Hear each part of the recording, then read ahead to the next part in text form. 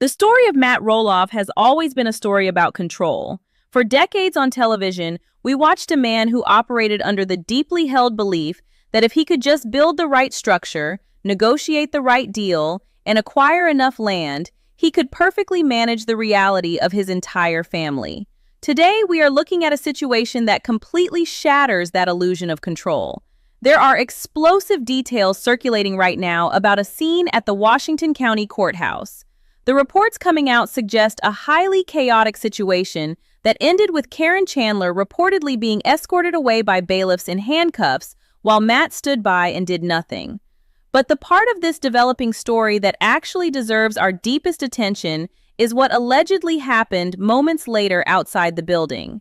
Matt, seemingly broken and panicked, reportedly chased down his ex-wife Amy and her husband Chris Merrick in the parking lot. He was allegedly in tears, begging Amy for a second chance to somehow fix the family. My read on this entire situation is that it represents the absolute, final consequence of Matt choosing his ego and his new relationship over his previous marriage and his children. He won the land he fought so incredibly hard for over the last few years. But looking at these reports today, it is overwhelmingly clear that he lost the war. To genuinely understand the sheer gravity of a parking lot apology coming 5 years too late, we have to look back at how the Roloff empire was built and how it was systematically dismantled from the inside out. For a very long time, the narrative we were sold on Little People Big World was one of a quirky, hard-working family building a beautiful legacy on a massive farm in Oregon. Matt was positioned as the eccentric visionary. He was the guy always walking around with a clipboard, pointing at empty patches of dirt and envisioning castles, pirate ships, and sprawling pumpkin patches. Amy was always the pragmatic force, trying to keep the family grounded while her husband's dreams expanded outward. But as the years went on, that dynamic soured into something deeply resentful and heavy. The farm became less of a family home and more of a battleground for domestic authority. When Matt and Amy finally went through their divorce, the division of the property was agonizing to watch. Amy eventually made the incredibly difficult decision to sell her portion of the farm to Matt and physically walk away. She realized that staying on that property meant staying locked in a perpetual power struggle with her ex-husband. Moving off the farm was her first real step toward finding peace. At the same time, Matt's relationship with Caryn Chandler transitioned from a professional working dynamic to a romantic one. This added massive layers of betrayal and hurt for Amy and the children. Caryn was no longer just the longtime farm manager. She was suddenly the new matriarch in training. She started sitting in on family meetings and reportedly had a significant say in the financial future of the property. I think this is a crucial piece of the puzzle that explains how we arrived at a chaotic courthouse scene years later. Matt deliberately aligned himself with Caryn, and in doing so, he drew a harsh line in the sand with his own kids. We all watched the brutal fallout with Zach and Jeremy. Both sons had very clear dreams of taking over the farm and keeping the legacy alive for their own growing families. But Matt's asking price and his strict conditions for the sale were reportedly so stringent that both sons eventually walked away. They did not just walk away from a real estate deal, they walked away from their father. They moved their families, created their own distinct lives, and left Matt alone on his massive acreage with Caryn. Matt constantly justified all of this on camera as a necessary business decision. He often said that he had to protect the farm's financial viability above all else. But a farm without a family to run it is just dirt and wood. He effectively mortgaged his personal relationships to secure his property deeds. Over the last few years, the farm has morphed into something entirely different than what it used to be. It went from a bustling family compound to a relatively empty, heavily structured property. The famous pumpkin seasons are not the same without the kids deeply involved. The family gatherings are heavily fractured. And through all of this isolation, Matt maintained a very firm public stance that he made the right choices. He chose his specific vision. He chose his girlfriend. He chose his ultimate authority. That is the necessary backdrop against which this Washington County Courthouse incident must be viewed. We are not just talking about a bad day in court or an isolated legal misunderstanding. We are talking about the potential collapse of a decade-long strategy of self-preservation that Matt executed at the expense of everyone else in his orbit. According to the accounts circulating about the events at the courthouse, the situation inside the building was incredibly tense. I do not have the specific legal filings or the exact charges that led to this moment, and I will not pretend to know the precise legal mechanics of what happened in that room. However, the prevailing reports paint a picture of utter chaos. The details suggest that as the proceedings reached a critical point, bailiffs were instructed to take Caryn Chandler into custody. We really have to pause and think about what that actually looks like in practice. Caryn has been Matt's partner, his closest confidant, and his loudest defender for years. She stood by him through the incredibly bitter and public farm negotiations with his sons. She willingly took on the role of the supportive girlfriend, often absorbing the brunt of the television audience's anger so Matt could keep his own hands somewhat clean. You would naturally expect that a man who has built his entire public identity around being a fierce protector and a master problem solver would step up in a terrifying moment like this. You would expect Matt Roloff to demand answers, to urgently consult with lawyers, or to do absolutely whatever he could to shield the woman he supposedly sacrificed his family dynamic for. But according to the reports from the scene, Matt did absolutely nothing. He reportedly stood completely frozen.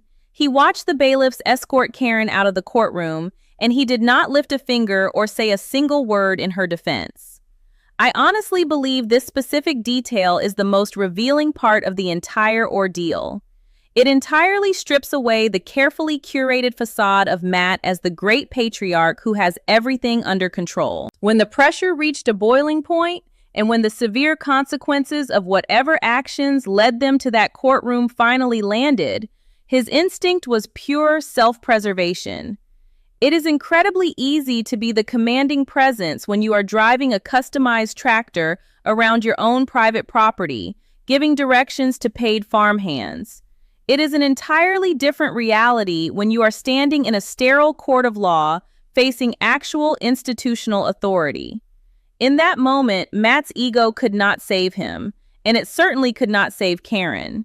His reported silence speaks volumes about his character when the chips are truly down.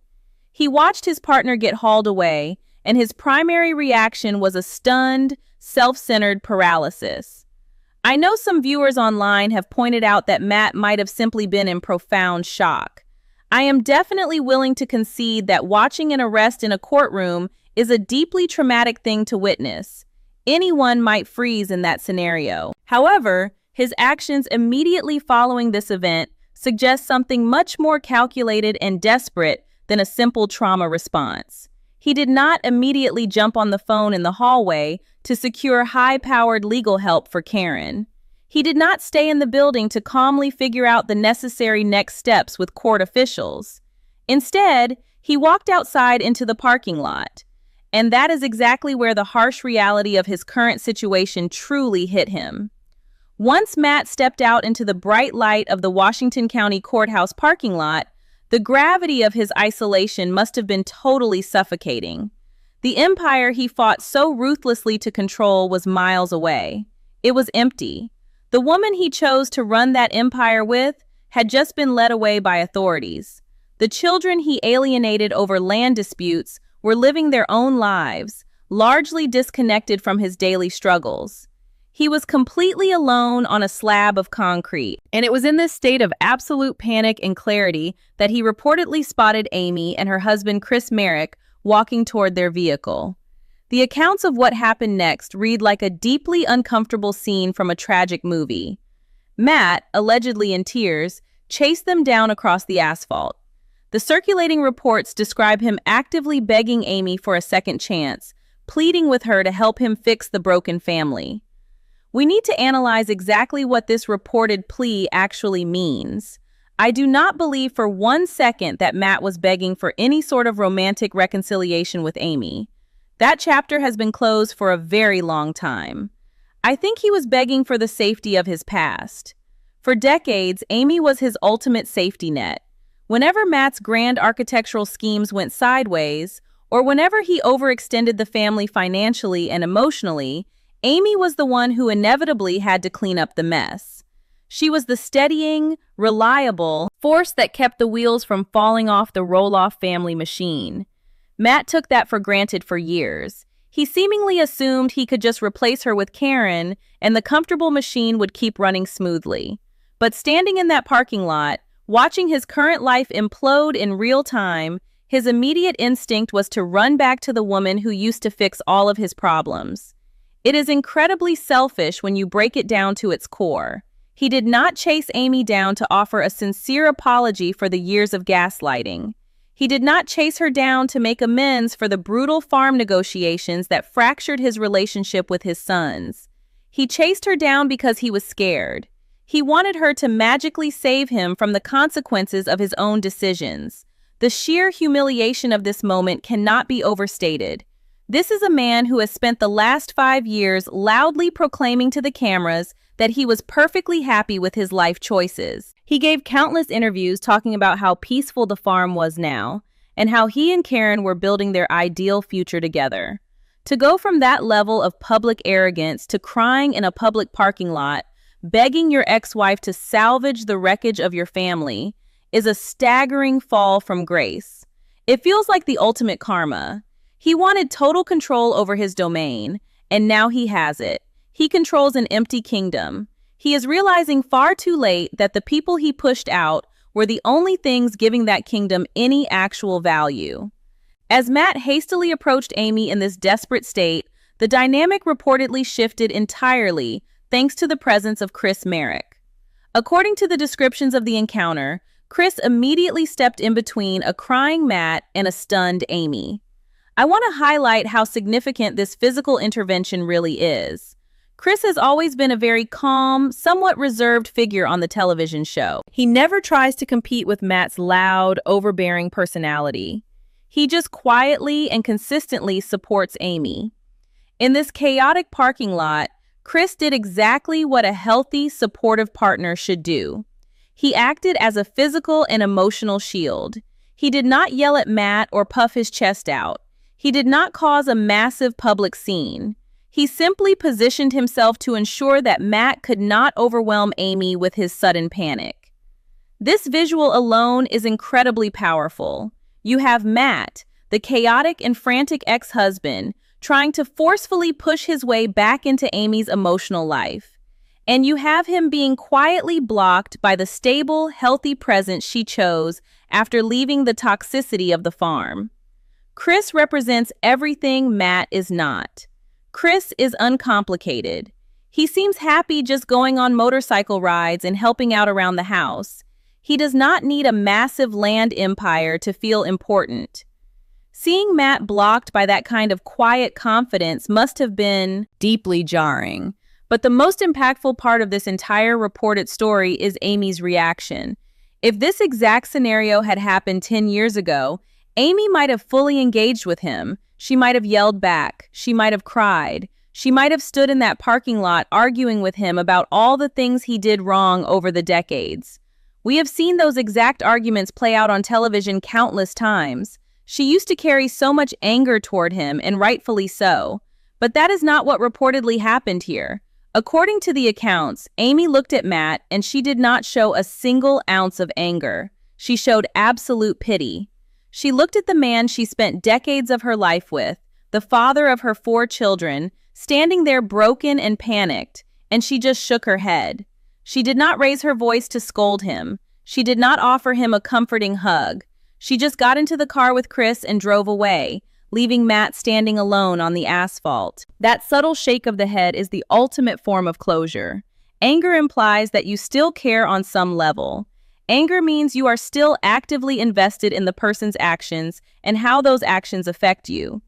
Pity, on the other hand, means you have completely detached. Amy realizing that Matt's problems are no longer her problems is a massive emotional milestone. She spent years feeling deeply responsible for his messes and his moods. Watching her simply walk away from his crying pleas in a parking lot shows exactly how much internal healing she has done since leaving Roloff Farms. She clearly recognized that Matt's current situation, including Caryn's alleged legal troubles and the painful estrangement from the kids, is entirely of his own making. By getting in that car and driving away, Amy finally closed the book on Matt Roloff. She gave him a definitive answer without having to say a single word. Now, I want to step back for a moment and sincerely look at the alternative perspectives on this situation. It is very easy to look at this parking lot apology, point a finger, and cheer for the poetic justice of it all. But I think we also have to acknowledge the messy human element here, even for someone as frustrating as Matt Roloff. There is a deeply tragic aspect to watching an older man realize his life's work has isolated him from everyone who ever loved him. Some viewers have argued online that Amy should have given him at least 5 minutes to speak. The argument usually goes that despite everything that happened, they share 4 children and a massive shared history. In a moment of acute, terrifying crisis, a tiny bit of grace might have been warranted. If we look at Matt's reported actions from the most charitable angle possible, we could argue that his freeze in the courtroom was a genuine trauma response, completely devoid of malice. Legal systems are terrifying, and watching a loved one get detained is objectively shocking. His desperate run to Amy in the parking lot might not have been a calculated attempt to manipulate her. It might have been a completely regressive panic response. When human beings are terrified, they often revert to their oldest, most deeply ingrained habits. For over 30 years, Matt's primary habit in a crisis was to turn to Amy for a solution. It is entirely possible he was not trying to win her back or trick her into anything. He might have just been a terrified aging man acting on pure, unfiltered instinct. Furthermore, we really have to consider the heavy toll this takes on the wider family tree. Even if Amy feels totally removed from Matt's drama now, their children still have to process the fact that their father is spiraling.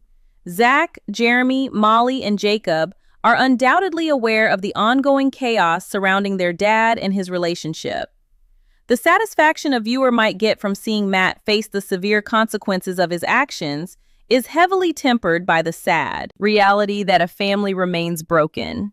I could be wrong, but it looks like the kids have largely decided to protect their own peace by staying far away from the farm's current operations. That distance makes Matt's isolation even more profound.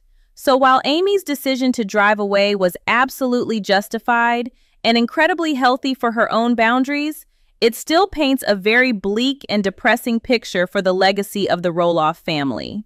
We also have to think about what this means for the future of the property itself. Matt spent a massive amount of money buying Amy out. He then spent even more money trying to develop the land to his exact specifications, often clashing with local zoning laws and facing community pushback. He built a massive new house on the property for him and Caryn. It was supposed to be his ultimate triumph. He was finally going to live on his farm, his way, without Amy telling him no, and without the kids demanding a stake in the business. But a massive house feels incredibly small when you are the only one sitting inside it. The financial burden of maintaining that sprawling property while alienating the core television audience and your own family is immense. If these reports about Caryn's legal issues escalate, Matt is going to be facing those financial and emotional burdens completely alone. Ultimately, this alleged parking lot encounter serves as the final defining chapter in the long story of the Roloff Farm division. Matt spent years orchestrating a reality where he was the undisputed king of his property. He pushed away his ex-wife when she no longer fit his vision. He priced out his own sons when they tried to step up as equals. He elevated his girlfriend to a position of immense influence, all in the name of preserving his business and his pride. He got exactly what he prioritized. The bitter irony is that the moment his new reality cracked, The moment real-world consequences arrived, the farm felt more like a prison than a sanctuary. His money and his land could not comfort him. He was forced to confront the harsh fact that genuine human connection is the only thing that actually matters when the walls start closing in. Amy driving away was not just an ex-wife refusing to deal with her ex-husband's exhausting drama. It was the universe firmly confirming that you cannot treat people as disposable assets for decades and expect them to be there when you suddenly need a bailout. Matt made his bed long before he ever walked into that courthouse. He chose the dirt over his family, and now he has to live on it. He successfully built a massive fortress, but he completely forgot to invite anyone inside. And as the dust settles on this chaotic parking lot scene, the only thing left for Matt Roloff to do is go back to his empty house and face the silence he created.